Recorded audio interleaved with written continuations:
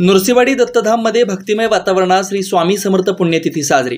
गेले 7 दिवस सुरू असलेला अखंड नाम जप यज्ञ श्री गुरुचरित्र वाचन पारायण सप्ताहाची सांगता श्री क्षेत्र नृसिंहवाडीतील श्री स्वामी समर्थ गुरुपीठ दत्तधाममध्ये भक्तिमय वातावरणात हजारो भाविक सेवेकरांच्या उपस्थितीत श्री स्वामी समर्थ पुण्यतिथी साजरी करण्यात आली। यावेळी श्री स्वामी समर्थ नामस्मरणाने दत्तधाम दुमदुमला। अखिल भारतीय श्री स्वामी समर्थ गुरुपीठ त्र्यंबकेश्वर नाशिकचे पीठाधीश परमपूज्य गुरुमाऊली यांच्या आदेशानुसार व गुरुपुत्र चंद्रकांत दादा यांच्या मार्गदर्शनाखाली नृसिंहवाडीसह गाणगापूर, पिठापूर व त्र्यंबकेश्वर या 4 गुरुपीठात तसेच देशविदेशातील सर्व श्री स्वामी समर्थ केंद्रात एकाच वेळी सुरू असलेल्या अखंड नाम जप यज्ञ सप्ताहाच्या सर्वत्र सांगता झाली।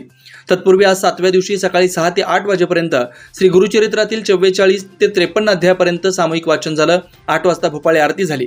भोपाळी आरतीनंतर पुण्यतिथीनिमित्त गेले 7 दिवस सुरू असलेल्या सामूहिक श्री गुरुचरित्र वाचन पारायण सोहळा व अखंड नाम जप यज्ञ सप्ताहाची सांगता याज्ञिकी विभागाकडून विधिवत मंत्रोच्चाराने बलिपूर्णाहुती देऊन करण्यात आली।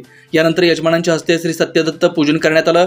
समस्त सेवेकरांचे कुलदैवत स्वरूपी मणिमल्हार संहारक श्री खंडेराय महाराज यांना पुरुष सेवेकरांच्या हस्ते सदानंदाचा येळकोट जय मल्हार श्री खंडेराय महाराज की जय असा वाद्यांच्या गजरात जय जयकार करीत 5 अलंकार अर्पण करण्यात आले।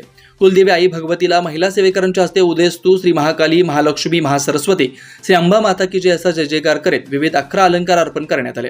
यानंतर 24 तास सुरू असलेली अखंड नाम जप प्रहरी सेवांची सांगता करण्यात आली। सामूहिक श्री गुरुचरित्र वाचन पारायण सप्ताहासाठी सांगली, सातारा, कोल्हापूर, पुणे, मुंबई, नाशिक, लातूर, सोलापूर, बेळगाव, गोवा आदी भागातून सेवेकरी आलेले होते। सप्ताह काळात सामूहिक श्री दुर्गा सप्तशती, श्री मल्हार सप्तशती, श्री स्वामीचरित्र सारामृत, पर्जन्य सूक्त, श्री स्वामी समर्थ मंत्र, महामृत्युंजय मंत्र, नर्वानो मंत्र, गायत्री मंत्र, श्री विष्णू सहस्त्रनाम आदी सेवा श्री स्वामी चरणी रुजू करण्यात आल्या। पुण्यतिथीनिमित्त मंदिरात आकर्षक रांगोळी काढण्यात आली होती।